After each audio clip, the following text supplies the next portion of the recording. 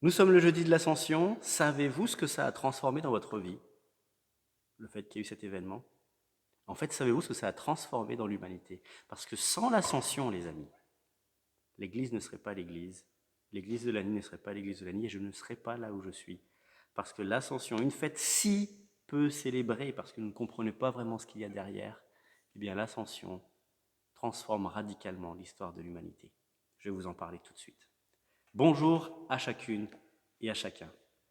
Très content de vous retrouver pour la suite de nos méditations sur la prière et je voulais profiter de ce jour de l'Ascension pour vous partager comment est-ce que l'événement de l'élévation de Jésus transforme et inspire notre vie de prière.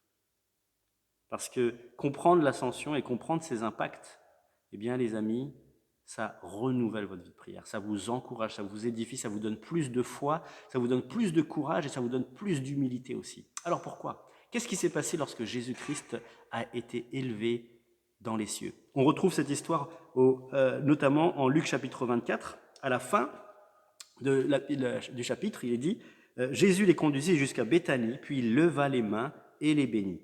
Pendant qu'il les bénissait, il les quitta et fut enlevé au ciel. Quant à eux, après l'avoir adoré, ils retournèrent à Jérusalem, remplis d'une grande joie. Ils étaient constamment dans le temple, louant et bénissant Dieu. Les amis, Jésus est élevé dans le ciel. Mais alors, 10 jours après cet événement, en Actes chapitre 2, il y a quelque chose de très puissant qui se passe. Et Pierre va nous expliquer la dimension de ce qui est en train de se passer dans les lieux célestes en Christ. Le jour où Jésus-Christ a été élevé, il s'est passé quelque chose dans le monde spirituel qui est juste formidable. Et on n'en parle pas beaucoup. Pourquoi? Parce que finalement, il n'y avait pas de témoins, puisque c'était dans les cieux. En tout cas, pas de témoins humains, avec des yeux humains. La mort de Jésus, il y a eu des témoins humains. La résurrection de Jésus, il y a eu des témoins humains.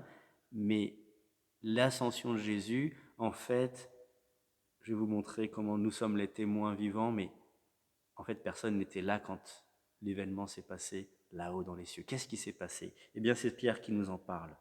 C'est Actes chapitre 2, verset 32. C'est ce Jésus que Dieu a ressuscité et nous en sommes témoins. Élevé à la droite de Dieu, il a reçu du Père le Saint-Esprit qui avait été promis et il l'a déversé, comme vous le voyez et l'entendez maintenant. David lui-même, en effet, n'est pas monté au ciel, mais il a dit, « Le Seigneur a dit à mon Seigneur, assieds-toi à ma droite, jusqu'à ce que j'ai fait de tes ennemis ton marchepied. » Que toute la communauté d'Israël sache donc avec certitude que Dieu a fait Seigneur et Messie ce Jésus que vous avez crucifié. Il est en train de proclamer que Jésus a été élevé à la droite de Dieu le Père et qu'il a reçu autorité, domination, parce que la droite de Dieu, ça veut dire quelque chose quand même. Et c'est ensuite des visions, la vision que Étienne aura avant de se faire lapider. Il dira, je vois le ciel ouvert et le Fils de l'homme debout à la droite de Dieu. Et ça a ragé les gens qui détestaient le nom de Jésus. Jésus-Christ règne. Ce jour-là, Jésus-Christ a été intronisé. Philippiens chapitre 2 va nous en parler aussi, va proclamer que lorsque Jésus-Christ s'est humilié et ensuite a été ressuscité, eh bien il y a eu quelque chose de très puissant après. Regardez vers chapitre 2, verset 9. C'est pourquoi aussi Dieu l'a élevé à la plus haute place et lui a donné le nom qui est au-dessus de tout nom, afin qu'au nom de Jésus, chacun plie le genou dans le ciel, sur la terre et sous la terre, et que toute langue reconnaisse que Jésus-Christ est le Seigneur à la gloire de Dieu le Père. Amen.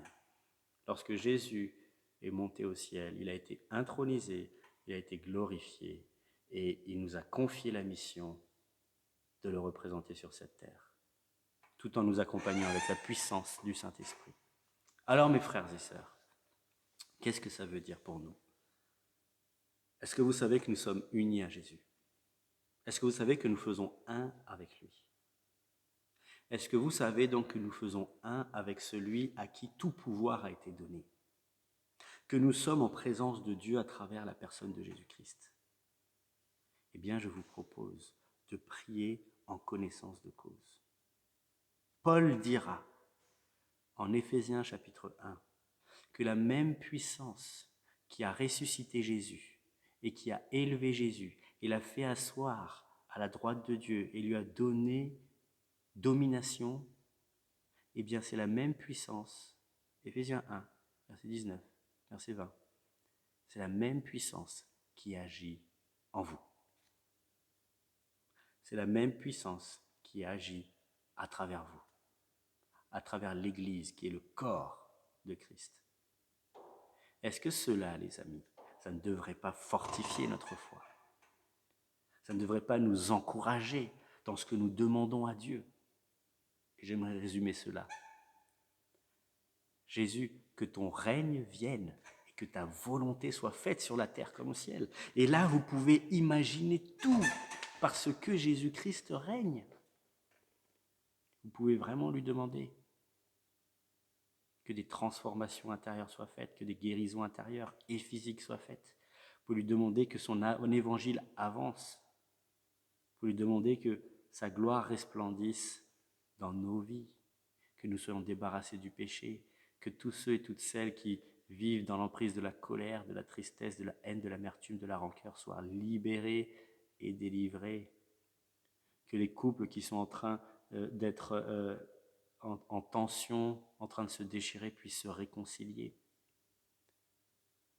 que les personnes qui n'arrivent pas à pardonner puissent recevoir le pardon, que des églises soient implantées, que des quartiers soient guéris, soient touchés par la grâce de Dieu, que l'amour puisse régner dans les églises, dans les familles, que la paix revienne dans les cœurs les plus troublés, parce que Jésus règne aux cieux et son action ne se termine pas. Quelle grâce! Quelle grâce, les amis! Et c'est encore ce que je vous propose justement de faire, de nous rappeler que Jésus est là-haut, intronisé, glorifié et qui nous a confié la mission de le représenter. Et c'est pour ça que depuis 2000 ans, vous savez que depuis 2000 ans, des gens s'acharnent contre la foi chrétienne et veulent la détruire, la découper. Dès le démarrage de la foi chrétienne, on a cherché à étouffer le message chrétien et parfois même les chrétiens avec. Mais ça fait 2000 ans que ce message s'étend et ne s'arrête pas parce que Jésus règne. Et un jour, son règne sera total, tout genou fléchira devant lui, toute langue confessera qu'il est Seigneur, à la gloire de Dieu le Père. Mais en attendant, vous et moi, nous sommes ses représentants sur la terre. Et nous sommes appelés à porter sa grâce, à porter sa gloire, déjà dans nos vies, mais aussi autour de nous. Et donc, ayons confiance que lorsqu'on va prier, vous et moi maintenant, et dans les jours, semaines à venir, que parce que Jésus-Christ règne, alors il entend nos prières. Si vous demandez quelque chose selon sa volonté, il vous entend. Et s'il vous entend, vous avez l'assurance que vous avez reçu l'objet de votre demande. Prions encore pour la gloire de Dieu, que la gloire de Dieu continue à se resplendir sur la terre comme au ciel. Amen. Notre Dieu, notre Roi, merci pour cette opportunité que nous avons de prier, que ta gloire resplendisse dans la vie de chaque personne qui est en train de regarder cette vidéo. Que tu puisses guérir le péché de nos vies, que tu puisses nous libérer de ce qui nous sépare de toi, que tu puisses remplir nos cœurs de ton amour, que tu puisses faire de nous des témoins de ta vérité. Je te prie pour les familles qui regardent cette vidéo, que ton règne, Dieu Tout-Puissant, s'établisse dans leur vie, que la paix et l'amour de Jésus-Christ se manifestent. Je te prie, Dieu Tout-Puissant, pour les personnes qui ont besoin de ta grâce lorsqu'elles vont au travail, qu'elles puissent être porteurs du flambeau de Jésus-Christ, qu'elles puissent briller de ta bonté et de ta miséricorde, toi qui règnes et qui es élevé à la droite de Dieu le Père. Je te prie, Dieu Tout-Puissant, pour que ton Église tienne ferme face à la tempête et soit porteuse de ce message d'amour, de vérité, de guérison, de libération avec puissance, ici en France, mais jusqu'aux extrémités de la terre, dans tous les pays où ton Église est implantée. Nous prions que ta grâce, ton amour, ta paix, ta sainteté se manifestent et libèrent toujours plus de personnes emprisonnées sous le joug de l'esclavage de l'ennemi. Merci parce que tu libères. Merci parce que tu es puissant. Merci parce que tu entends nos prières. Et merci parce que je crois que déjà ta volonté s'accomplit aujourd'hui. Continue à guérir ton peuple.